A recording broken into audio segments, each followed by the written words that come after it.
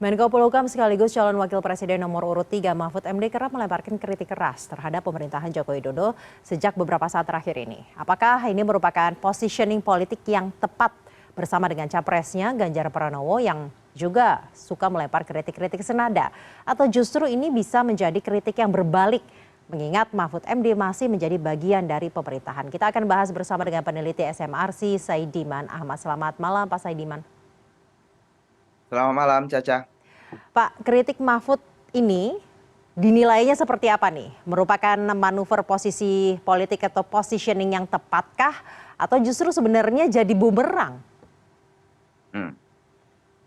Ya, memang ini pasti mengundang pertanyaan ya, terutama dari para pengamat atau juga media. Apakah positioning yang sedang dilakukan oleh Ganjar Mahfud ini menguntungkan atau justru bisa berbalik jadi merugikan mereka? Saya kira yang harus dicatat terlebih dahulu adalah bahwa Ganjar Mahfud sebetulnya berada dalam posisi yang kurang menguntungkan ya sekarang ini karena di satu sisi mereka ini kan didukung oleh partai PDI Perjuangan yang merupakan partai utama pengusung pemerintah. Tetapi pada saat yang sama Pak Jokowi melalui sejumlah manuver itu tampaknya bisa diasumsikan tidak begitu jelas apakah beliau mendukung Pak Ganjar Mahfud atau justru mendukung tokoh lain. Kalau kita melihat manuver yang dilakukan oleh sejumlah keluarganya, dua anaknya itu secara tegas mengusung calon presiden dari partai lain, Partai Gerindra begitu, juga menantunya. Jadi agak sulit untuk tidak mengatakan bahwa sebenarnya Pak Jokowi sudah tidak di PDIP sekarang dalam hal pengusungan capres. Nah, di sini dilemanya. Pada satu sisi Pak Jokowi sudah punya semacam positioning begitu politik walaupun tidak begitu jelas, walaupun tidak eksplisit maksud saya. Tetapi pada saat yang sama eh, salah satu sumbangan elektoral yang penting bagi pasangan Ganjar Mahfud adalah dari mereka yang puas atau mereka yang pro terhadap pemerintahan sekarang. Dan tingkat kepuasan publik pada pemerintahan Pak Jokowi itu sangat tinggi, sekitar 75-80%. Karena itu memunggungi pemerintah atau bersikap kritis total kepada pemerintah juga pasti secara elektoral tidak akan menguntungkan. Tetapi pada saat yang sama mungkin dilematis karena sebagian pemerintah terutama Pak Jokowi itu seperti ke arah yang lain. Nah, ini posisi dilematis yang sedang dihadapi oleh Ganjar Mahfud. Karena itu kemudian kalau kita mendapati kadang-kadang ada kritik, tapi pada saat yang sama mengapresiasi kinerja pemerintah, saya kira itu bagian dari posisi yang agak unik Ganjar Mahfud.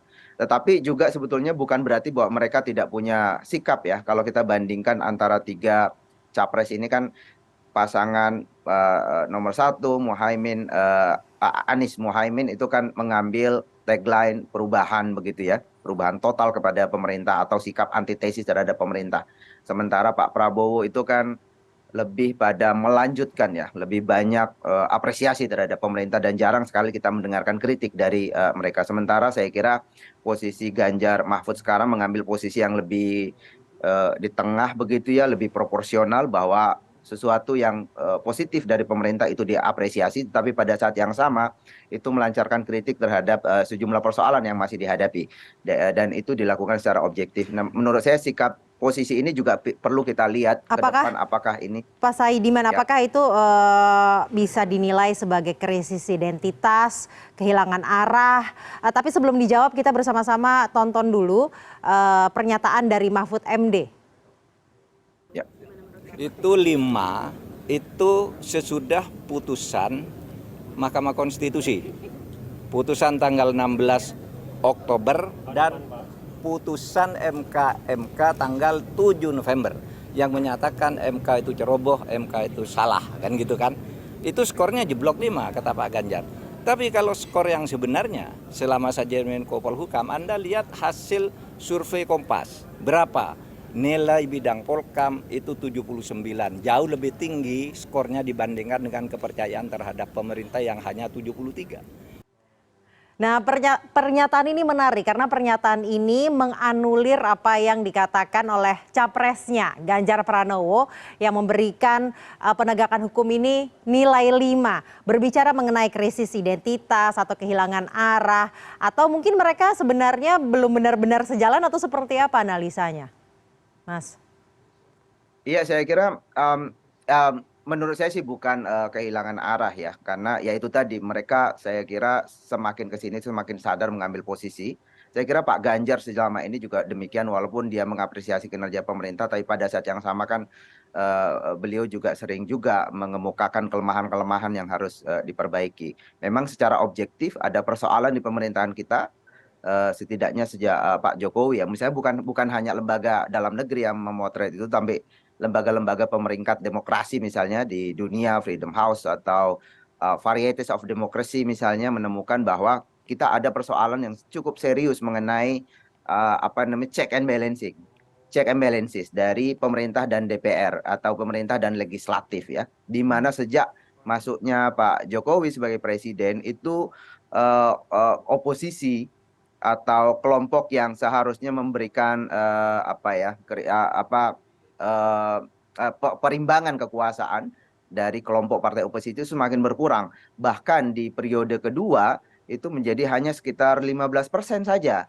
yang diwakili oleh Demokrat dan PKS. Bahkan rival utamanya itu bergabung dengan pemerintah. Ini yang dilihat oleh Videm, sehingga Videm itu memberi skor kita dari 0,72 pada 2019 menjadi 0,64. Indeks apa namanya persoalan mengenai legislative constraints on the executive index gitu ya, bagian dari keseimbangan antara eksekutif dan legislatif, itu yang kemudian dilihat sebagai persoalan utama. Lembaga-lembaga yang lain juga menemukan kita tidak pernah naik itu skor kebebasan sipilnya sejak 2013 sampai Baik, sekarang, Mas bahkan cenderung Saidiman, tapi yang dipertanyakan dalam pemilihan presiden ini kan tentunya mengenai ujung-ujungnya mengenai siapa yang menang, elektabilitasnya siapa yang tertinggi.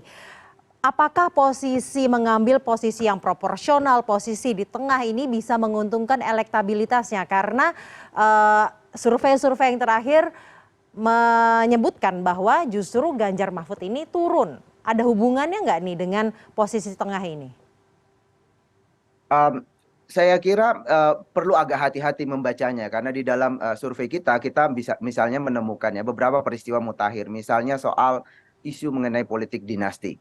Ternyata bagi publik yang tahu, walaupun publik yang tahu masih sedikit ya, sekitar 38% yang tahu mengenai praktik politik dinasti, bahkan praktik politik dinasti yang dilakukan oleh Pak Jokowi, dengan bukti-bukti anaknya misalnya ikut di dalam kompetisi, ikut di dalam pemilihan kepala daerah dan seterusnya ketika ayahnya masih sebagai presiden, itu yang tahu baru sekitar 37% sampai 38%.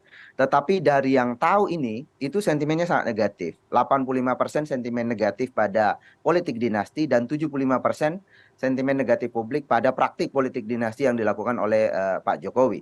Karena itu sebenarnya kalau pengetahuan publik meningkat, menurut saya ini bisa berefek negatif pada calon presiden yang dianggap publik menjadi kelompok politik Pak Jokowi.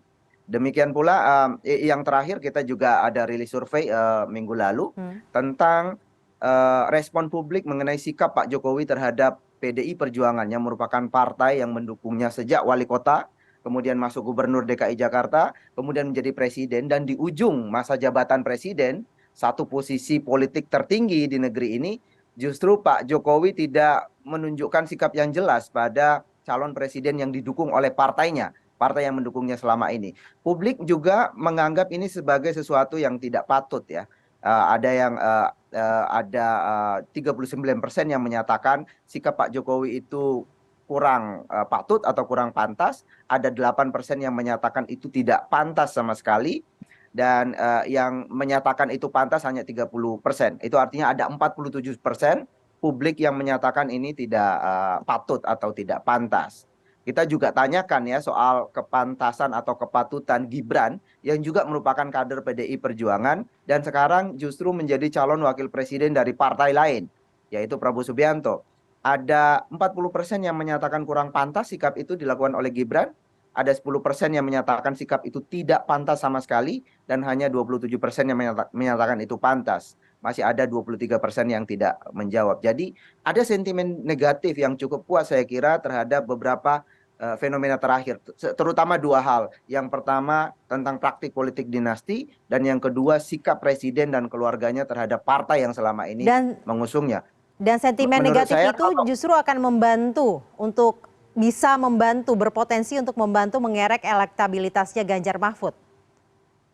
setidaknya kalau publik semakin aware terhadap fenomena ini bisa mengurangi elektabilitas atau penerimaan publik pada calon yang dianggap dekat dengan Pak Jokowi atau menjadi bagian dari kelompok politik Pak Jokowi. Nah, PDIP itu kan akhir-akhir ini diasumsikan terlihat di publik ini mengkapitalisasi terkait hubungannya dengan Jokowi. Apakah ini menjadi strategi yang tepat melihat tadi survei tadi? Iya, bisa saya tentu saja kita tidak bisa melihat satu faktor sebagai faktor tunggal ya. Ada tentu saja banyak variabel. Salah satunya tadi ya, kalau sentimen negatif itu semakin diketahui oleh publik secara luas, itu saya kira bisa berdampak. Tapi pada saat yang sama juga saya kira partai seperti PDIP dan juga Ganjar Mahfud juga tidak bisa sepenuhnya melupakan bahwa apresiasi publik terhadap pembangunan ekonomi yang dilakukan oleh Pak Jokowi itu juga mendapat apresiasi yang sangat tinggi dari publik. Jadi sepenuhnya berhadap-hadapan dengan Pak Jokowi saya kira juga bukan pilihan yang tepat dilakukan oleh Pak Ganjar dan Mahfud, karena memang apresiasi publik masih sangat tinggi. Dan jangan lupa bahwa persoalan ekonomi ini, karena ini menyangkut perut, itu biasanya yang paling fundamental di dalam menentukan preferensi politik pemilih. Terlalu berseberangan dengan Pak Jokowi tidak terlalu bagus, tapi kemudian juga terlalu mendukung tidak bisa untuk dilakukan. Tapi kita lihat bahwa simbol-simbol perlawanan dari simbol jarinya, kemudian kritik-kritik yang dilemparkan ini cukup keras dan hampir sama narasinya dengan kubu Anies Mohaimin. Nah, bagaimana nih Mas kalau hampir sama narasinya? Sebenarnya kalau kita lihat, kalau kita amati ya perjalanan PDI Perjuangan sebagai pendukung utama pemerintah, sebetulnya bukan sekarang ini saja PDI Perjuangan mengambil sikap yang relatif berbeda dengan pemerintahan Pak Jokowi. Bahkan kalau kita ingat ya tahun 2014 di awal-awal pemerintahan Pak Jokowi, walaupun PDI Perjuangan yang mengusung mereka, tetapi di awal-awal itu sejumlah sikap yang berbeda dilakukan oleh PDI Perjuangan. Bahkan yang terakhir juga demikian, ada sejumlah isu kan yang dikeluarkan oleh lingkaran dekat Pak Jokowi, misalnya isu 3 periode, isu perpanjangan masa jabatan, isu penundaan pemilu. Kan yang menolak secara tegas isu-isu itu adalah PDI Perjuangan. Lalu kemudian soal sepak bola itu juga bertentangan. Jadi kalau kemudian PDI Perjuangan sekarang mengambil sikap yang lebih kritis terhadap pemerintah, sebenarnya ini bukan hal baru, itu sudah dilakukan juga sebelum-sebelumnya. Tapi apakah kemudian bisa merugikan elektabilitas nanti pada akhirnya kalau kondisinya tetap seperti ini, Mas?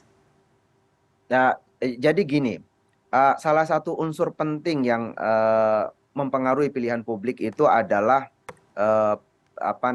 sikap publik terhadap pemerintah ya.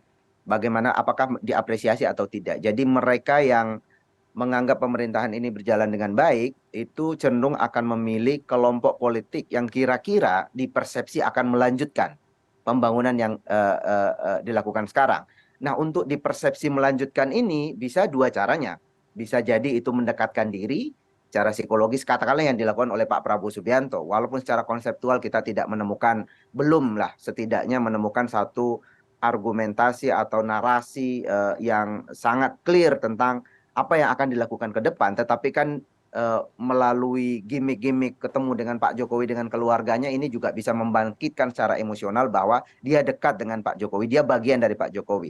Tapi itu satu hal. Hal lain adalah yang tidak bisa dilupakan adalah kedekatan dengan pemerintah dan image bahwa mereka yang bisa melanjutkan pemerintahan ke depan atau kebijakan yang dilakukan sekarang itu juga bukan hanya sekedar gimmick-gimmick politik, ketemu bersama dan seterusnya, tetapi juga hal yang fundamental, yaitu narasi konseptual yang benar-benar dikemukakan dan juga rekam jejak. apakah si tokoh ini benar-benar mampu secara objektif menjadi pelanjut Pak Jokowi atau tidak. Karena itu narasi-narasi debat-debat publik, penyampaian ke publik mengenai platform kebijakan yang akan dilakukan itu juga penting. Itu juga bisa mendekatkan asosiasi antara si tokoh yang sedang maju dengan Baik. pemerintahan sekarang. Itu tentang bagaimana mereka merespon kebijakan dan juga menawarkan kebijakan yang akan diambil ke depan. Baik, jadinya jangan hanya gimmick politik tapi harus mengedepankan narasi konseptual dan juga rekam jejak.